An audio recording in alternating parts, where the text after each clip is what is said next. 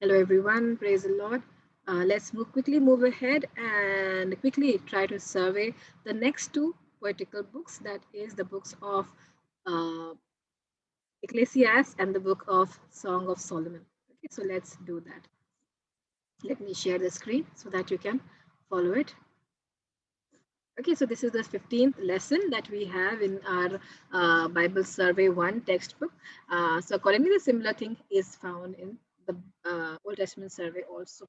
So in this lesson today, we are going to survey the books of Ecclesiastes and the Song of Songs. So let's quickly try to do that. So let's see what is we are going to study today. So Ecclesiastes is seen as one of the major books of wisdom literature. So it gives a vital kind of basically information and wisdom that we can have. So we can understand that Ecclesiastes, if you have read, I don't know how many of you have read the book of Ecclesiastes, and even if you have read, how many of you have been able to understand the book of Ecclesiastes. It's quite difficult to understand actually the book of Ecclesiastes. So Ecclesiastes is one of the major books of the wisdom literature. Okay, then we can see we have already seen one of the two books of wisdom literature. We have seen already the book of Proverbs, and we have already seen Job also. So we see that these are wisdom books that grant us wisdom in the poetical section. Okay, so it is not an easy book, as I've already mentioned. It's not an easy book to understand, and many of the people call it cynical or very pessimistic or very doubtful and very something like you can it's they can't they can it's like very pessimistic, very negative kind of a book at the first glance.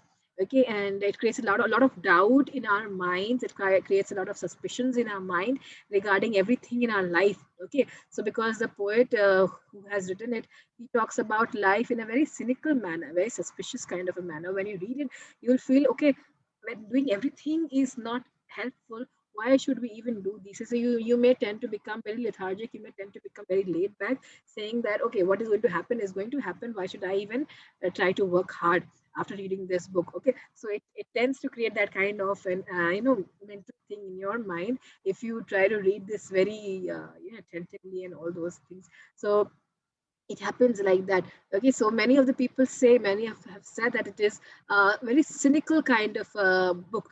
Okay, so it's not easy to understand because it has deeper meanings. It definitely has deeper meanings being in the poetical section. Okay, so the Song of Songs also we are going to do today. So Song of Songs is also a poetical book and has more problems. Okay, it has a more problem, especially of interpretation. Okay, it has a lot of problems of interpretation. Okay, among the Christians who see it as an erotic love song, and thus they say that they should not read the book of Song of Solomon or Song of Songs. I doubt many of you have read the book of Song of Solomon or Song of Songs, and probably you do not read it, or and you even don't pay attention to that book.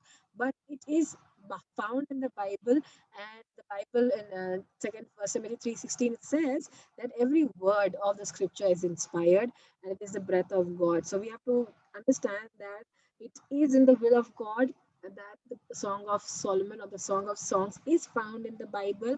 We cannot sideline it. We cannot sideline any book of the Bible. Every book of the Bible has its place, has its importance in our life and in the Bible itself. If it was not needed, if it was not good, if it was not for from God for His people, believe me, the book would have not been in the Bible. Okay, the Song of Solomon, the Song of Songs would not have been in the Bible. If it is there, it is worth reading and it is worth studying also. So both the books are quite controversial, as we will see, and both the books are traditionally attributed to Solomon. Okay, so let's move ahead and let's talk about the book of Ecclesiastes. Okay, so if you have read the book of Ecclesiastes, you will find out it is said vanity, vanity, vanity is repeated, waste, waste, waste, व्यर्थ, व्यर्थ, व्यर्थ. Okay, so उस तरीके के शब्द इस्तेमाल किए गए हैं कई बार. It is repeated often. Okay, so Ecclesiastes is a book of wisdom literature, and it is in the form of writing. that was popular in ancient Near East in the Old Testament times, but it is not common now. So today these kind of books are not written, but in those times, in those days, this was a format that this kind of book was written, and it is a part of very important section that is a wisdom literature, which gives wisdom, which gives understanding, which gives guidance, and which gives instructions to the especially young people to how to live their life, okay, before the Lord. So that is some of the kind of books that we have in the wisdom literature. It is a very old oriental kind of style of writing books, okay. So yeah, the pattern of the thought in the eastern, we can see that this pattern, that the pattern that the book follows, it's quite circular, that we have in the east, okay. East, it is eastern style. We have circular way of thinking, connecting everything with everything. But we can say the western is a much linear kind of thinking, okay. They don't connect everything, they just, okay, this it has happened, goes in a line, linear form.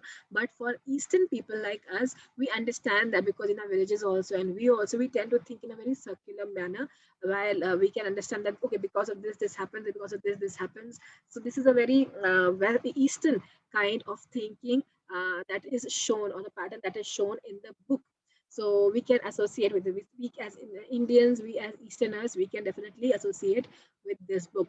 Okay, so the book observes life and draws logical conclusions out of it. So it has taken different aspects of life, different portions of life, different phases of life, and it draws logical conclusions out of it, and it helps us to think about it. Okay, so it says that this is life under the sun. Okay, life under the sun, or life as man sees it. Okay, how a man lives, how a man sees life how it is under the sun. Okay, but we can see, but the author observes that the life without God is futile. Okay, life without God is futile, meaningless, purposeless, empty. That's what the author is trying to say. So the main thing we can see, the main theme that we can say in the whole book is life under the less is futile, meaningless, purposeless, and empty without God. That is the main theme that we can say that will be running throughout the book of Ecclesiastes. But the conclusion will only unfold to us the main thing, that is without God. Otherwise, throughout we can see it is said it is meaningless, this is meaningless, that is futile, this is meaningless, that is futile, this is purposeless, this is empty, this is vanity. So it will just keep talking on those lines throughout the book. But when you come to the end part, the conclusion part, the author says, without God, everything is meaningless, purposeless, empty, and futile. Okay, that is what the main theme of the book is. Okay, so he says that the nature and history go round in circles, as we believe that it goes round. Means what goes comes back. What goes comes back. What goes it goes back in circles, circles, circles, circles. Okay, it is not linear; it is circular. Okay, and after gaining or losing everything, one just dies. Okay, so it's just a circle, and then we keep on going in that circle, circle, circle. Gradually, one day we die. Yet it is not cynicism or and despair. So he is not trying to be negative. He is just trying to be logical in his book. Okay. So God always has man in the picture. He never leaves him out. So from the beginning, if you have to understand God, how important everything is, people, especially human being, is for God. We have to understand that when God was creating everything, He had human being in His mind. Okay, so that is how He created. He created everything for mankind. Okay, so even before He created the plants, the trees, the water, the sky, and air, and everything, it was man that was in God's mind, and for Him, how to make environment suitable for Him was His main criteria, and that is how He created everything. So even before He created everything, man was in His mind. So why would God make everything that a man does futile? Okay, so definitely when we read it in the initial stages till the conclusion part, we may feel very cynical, we may feel very despaired. When we are reading, very frustrated, very depressed kind of a feeling will come into your head when you're reading this book. But towards the end, he just comes and tells us that without God, everything is futile and meaningless. You can do everything under the sun, but but if God is not there in it, it is futile. So if you are working, God should be there in it. If you're eating, God should be in it. If you're drinking, God should be in it. If you're living marriage life, with your children, with your anybody, and doing work and anything, sleeping, in everything include God. That's what he says. In everything include God. In your fun include God. In your tears include God.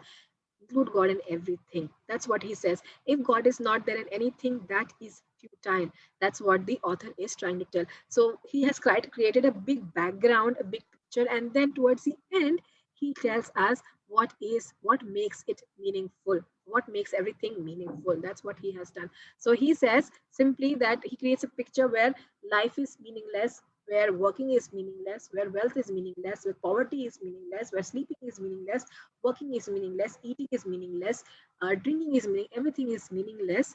But towards the end, he says, without God, with God, everything is meaningful. That's what he's trying to tell. Okay, so God can bring joy into every aspect of your life, be it food, work, home, marriage, anything. So God brings life, God brings joy into it, into everything uh, that we have, and He makes it joyful. He makes it complete. So enjoy life as a child of God, because God, on Him only we are dependent for everything. So we need to enjoy life as a child of God, not as a lost child of God, but as a child of God living in His kingdom, living in His family. Okay, so the message of the book is: an empty, futile life is inevitable if you remember God while you are still young and respect Him and keep His commandments. Same thing as we can say, it is futile. The life is futile. The only thing is remember God and keep Him in everything. Title, let's look at the title. So the title is very unique and very different in this book of this book. Okay, the Hebrew title is Koheleth. Okay, the Hebrew title is Koheleth, which can be translated as teacher, preacher, speaker, and philosopher. Okay, so the title is Koheleth, which is translated as teacher, preacher, speaker, or philosopher, anything you can say. So it is an unusual Hebrew title. Okay, it simply means somebody who speaks to the assembly. Okay, Kohelet simply means somebody who speaks to the assembly, who gathers the people, who gathers the ecclesia, who gathers the people and speaks to them. So who basically speaks among the people? Normally, we have seen teachers speaking, we have seen preachers speaking, we have seen speakers who speak, and then we have philosophers who speak to the people. So these are the people who gather the crowd, these are the people who call the crowd, and they speak to them. That's what it means. So call it means one who speaks to the assembly. So the translators of LXX have used ecclesiasts. Okay, ecclesiasts, that is to signify a leader of the ecclesia. Ecclesia, a gathering, leader of a gathering. Okay, ecclesia, which referred to the congregation of Israel, and today it is the New Testament church. Okay, the gathering, the fellowship that we have, and somebody who speaks to it. Okay, so that is Ecclesiastes or Koheleth, okay, that we have today.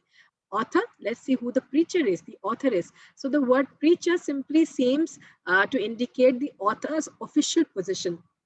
So whoever is written it is a preacher. He speaks. He talks to the people, and that is his official position. Okay, so it could be a pseudonym for Solomon. Okay, it could be a pseudonym, means a name that he has taken later on to do this part. Okay, to when he preaches or when he talks, when he teaches, or when he shares his wisdom. That time he took upon this name and came as a name of Koheleth. Okay, as a preacher.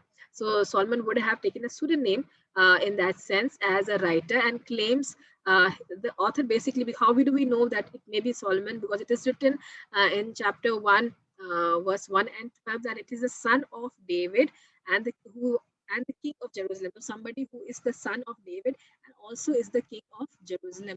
So anybody and somebody actually who embodies wisdom, somebody who is filled with wisdom. So chapter 1 verse 16, chapter 2 verse 9 talks about the embodiment of wisdom. So somebody who is filled with wisdom, who has written it. So there are three things that we can see here to prove that Solomon probably was a person who wrote it. That is, first thing, that he is the son of David. Secondly, he was a king of Jerusalem.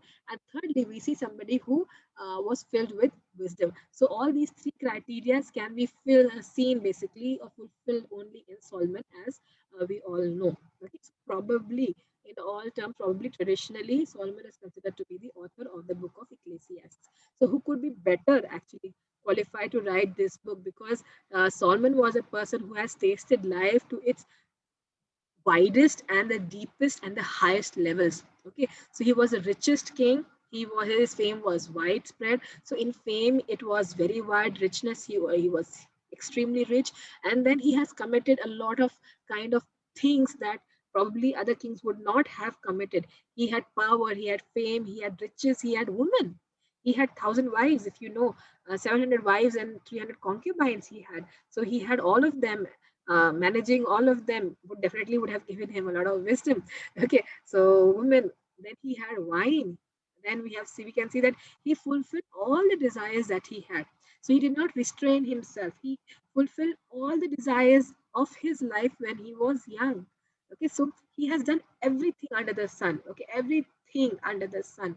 So we have to understand that who could be better than Solomon, who have tested everything and tried everything in his life, and who actually can then say, okay, this is right and this is wrong, this is good and this is bad, with or without God. So he has done everything with or without God.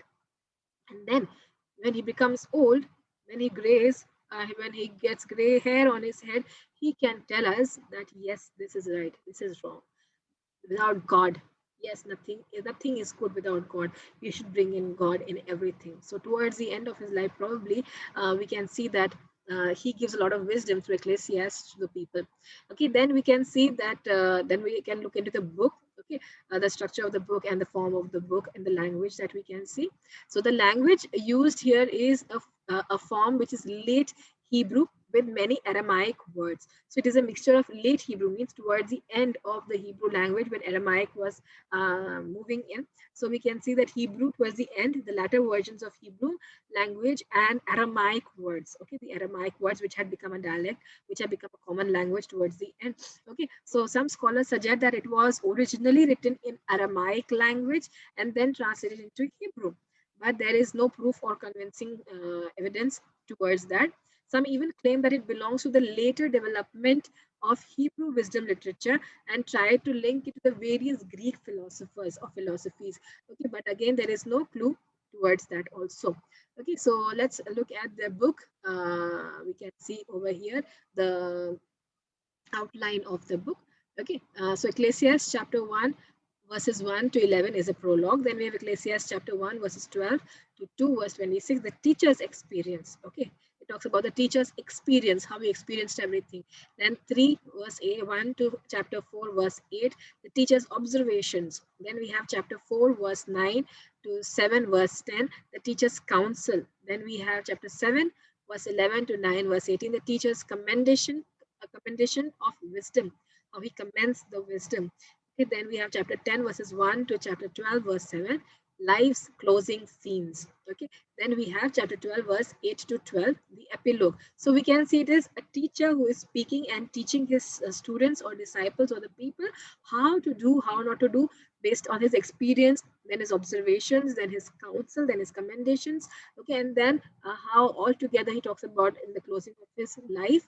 Okay, closing scenes of his life, all the things that he has to say, and then we have the epilogue. Okay, so this was the book of Ecclesiastes as we just now saw. So it's an interesting book. It's worth reading, worth learning from. And the main theme that we saw, it's quite interesting and quite important. It's not just everything is waste, everything is just just bad, everything is just worthless. But everything is worthless, yes, definitely, if God is not in it. So you need to have God in everything. Let your life revolve around God. Okay, let your life revolve around God, which gives meaning to your life.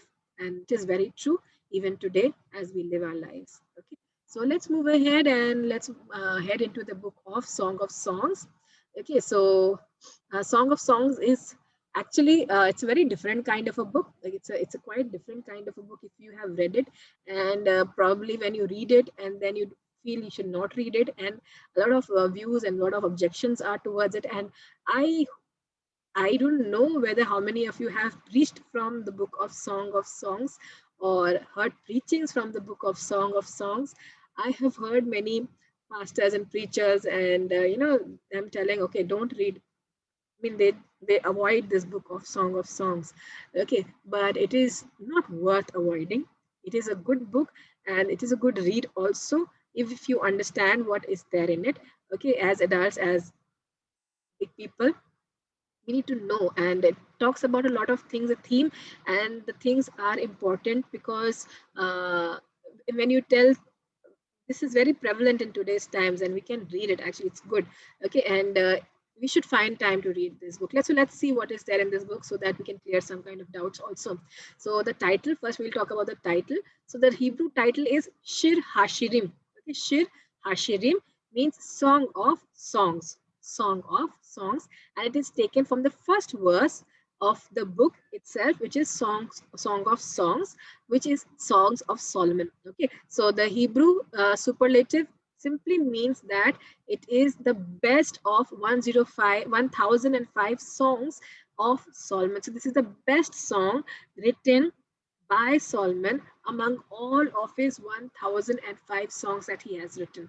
So that is that we find in First Kings chapters 4 to verse 32. Okay, so it is greatest of all the songs that Solomon has written. Imagine it is considered like that, it has said like that, and we don't want to read it. Okay, so this provides the title of the older English version, the Song of Solomon, and NIV uses it as Song of Songs, means the best song among all the songs. That's what it uses. So Roman Catholic version prefer to call it the Canticles, which title comes from the Jerome Vulgate, which means hymns. Okay, it calls it hymns. Can you imagine? Catholic Bible calls it hymns. Okay, Canticles. Okay, so we have these different meanings. So Song of Songs, we have Song of Solomon, we have, and then we have Canticles or hymns also.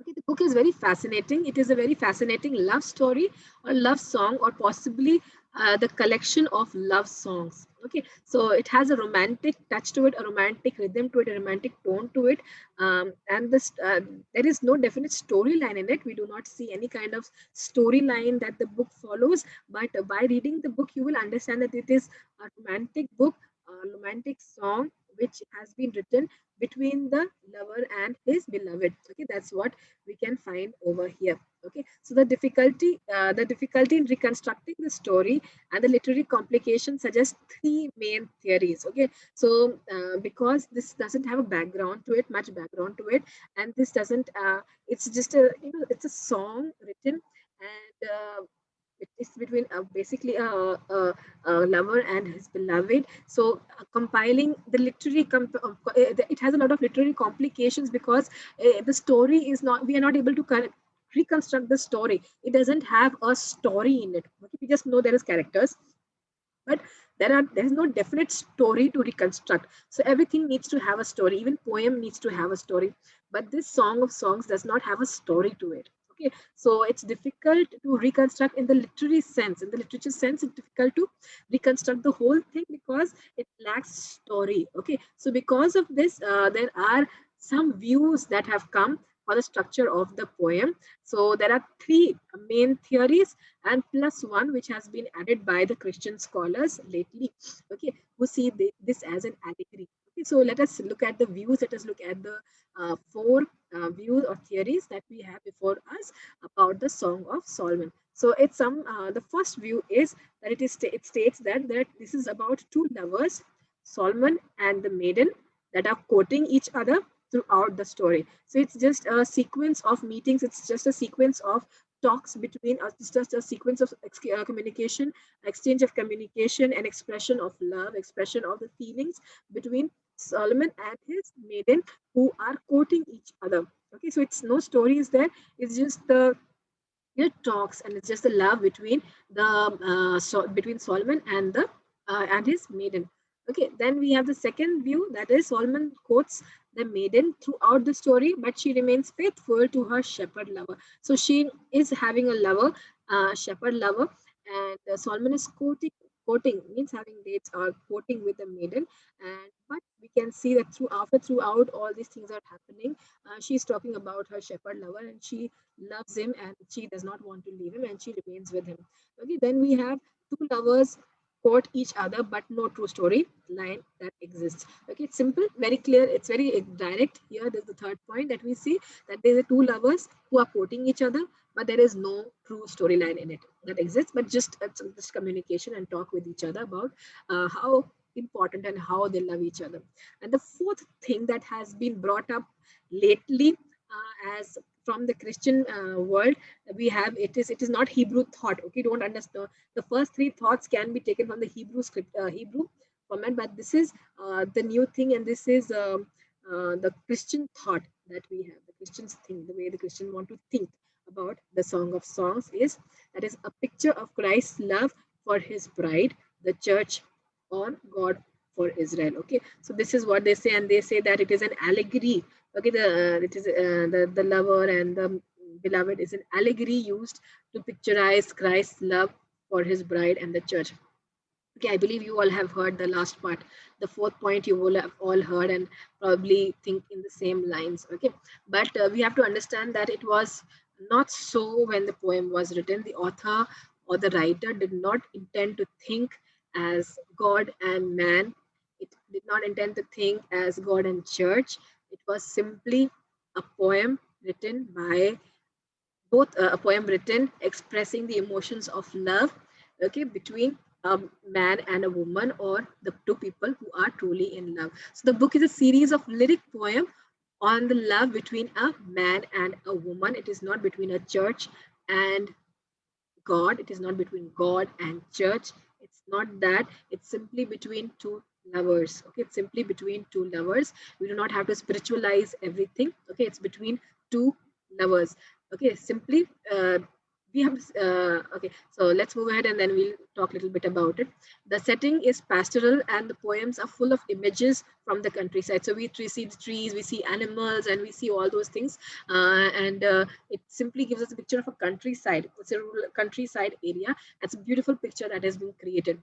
Okay, so the probably the time is spring. Okay, spring when beautiful plants are coming up and flourishing at this time, budding flowers and everything is there. And the poet tries to show that with the budding of these plants and flowers and fruits and everything that is happening around them, their passion is also blood budding for each other. So their passion is even just rising, and it's just aggravating for each other, and they want to delight themselves in love. That is what a poet is trying to express from both the sides. So there are some who feel that the song simply rejoices in human love. Okay, so some people, they tend to think that it simply rejoices in the human love. The song is just simply about human love. Okay, rejoicing in the human love, rejoicing in the love that God has given them. Okay, especially it talks about erotic sexual love.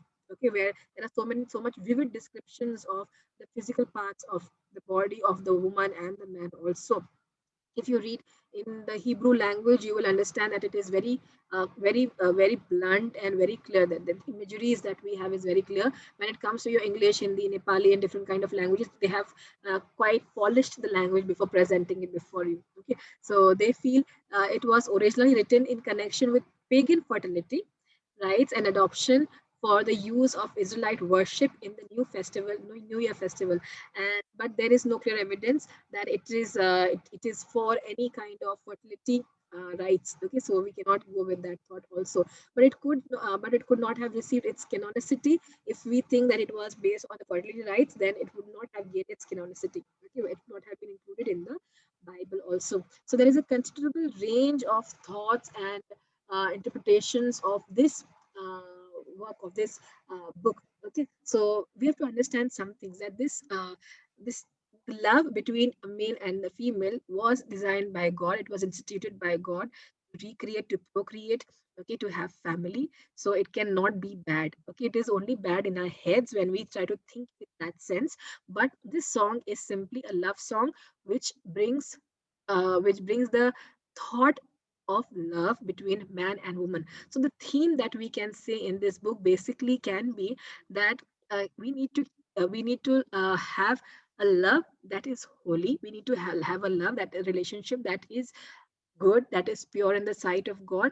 And it also supposes this book also supports the thought that having love or having sex before marriage is wrong. Having sex after marriage with somebody else apart from your spouse is wrong. So you need to keep your marriage bed, or you need to keep the bed of your marriage or your partnership clean. Okay, that's what it talks about. So anything immoral before, anything immoral after is not right. So you need to be faithful to your lover, you need to be faithful to your partner. That's what the book is actually talking about. So through that, it is giving a lot of romantic scene. It is bringing up a lot of romantic sequence, romantic scene, but it is between two people. It's not some between somebody else. Third person is not. It's not a triangle. It's between two people who are probably going to get married, who are courting each other and probably going to get married. So that is what it is all about. So their sexual desires are rising, but they are not fulfilling it before marriage. They are just keeping it within themselves. They are talking about it, but they are keeping it within themselves. So you need to keep the marriage bed holy. That's what the poetry is actually telling us and talking to us. Okay, so after that, let's just move ahead and let's just talk about authorship, a little bit of authorship also. So there is a considerable range of opinion on the authorship of the book. Okay, so according to RF FIFA, it concluded that the anthology of this is it is an anthology of erotic songs, which was written about 250 BC, using the language as the sole criterion because of the frequent use of Aramaic and some Persian and Greek words also found in it. But this cannot be the criterion of an Aramaic words are natural due to the northern region of the Shulamite. So we have to understand that this Aramaic language is very natural because they live in that area and they tend to speak that area. So that doesn't, mean anything else but that it is a very common language to them, to the Shulamite woman and to the person who is writing also. Okay, so let's see, let's continue. The book ascribes the authorship to Solomon, and there are evidences that agree with it as it is affinity to his other writing. So we have to understand that the pattern of his writing, the way he has written, it's quite similar to the other books that also that he has written. Okay, so the pattern of writing is quite similar. So that is why we can say that it is probably written by Solomon. The author also seems to be acquainted with plants and animals, so he understands the natural world also, which Solomon did very well. Okay, so it also seems that some ritual of Song of Solomon's marriage with Egyptian princess. So we can also see that probably many of the scholars say that when he was getting married to this Egyptian princess, these rituals and these songs and these kind of things were being sung. So it also resonates those things also. So probably and most probability and traditionally the author is Solomon for these songs. Okay, let's move ahead and let's talk about the outline of the book. So the song chapter songs, uh, 1 verses 1 to chapter 2 verse 7, we can see that the bride describes herself and her feelings for her lover. Then next we can see in chapter 2 verse 8 to chapter 3 verse 5 that the king invites the bride on a trip. She dreams of losing him. Okay, she is fearful of losing him. Then chapter 3 verse 6 chapter 5 verse 1, Solomon describes his bride. Then we have chapter 5 verse 2 to chapter 6 verse 3, the bride describes her husband. Okay, then we have chapter 6 verse 4 to chapter 7 verse 9, the king describes his wife. So there is a gradual theme, okay, rise. So first they were dating, first they were courtship, now they're describing each other as their husband and wife. So it's kind of a song that is being sung from the courtship to the marital time. So they are getting married. Okay, they have got married. Okay, then chapter 7 verse 10 to chapter 8 verse 4, the desires of a woman. Okay, what she desires. Then in chapter 8 verse 5 to 14, we can see that the power of love. Okay, so this is what we were seeing about the Song of Solomon, the Song of Songs also. So I hope you all have been able to understand the book of Ecclesiastes a little bit and the book of Solomon, Songs of Solomon also. So when you read now, probably you can keep all these things in your mind while reading it. And none of the books are too difficult. None of the books are, not worth reading because everything is in the Bible, and Bible is a book, and every aspect of the Bible, every portion of the Bible is worth reading. It is inspired word of God. So no, don't reject any book and don't place any book on the top. Okay, so every book is equally inspired by God. So read it in that sense and read it interestingly, read it to gain knowledge because every book of the Bible gives us knowledge. Okay, so let's end this session here and we'll meet with you in the prophetical book section in the next class. Thank you.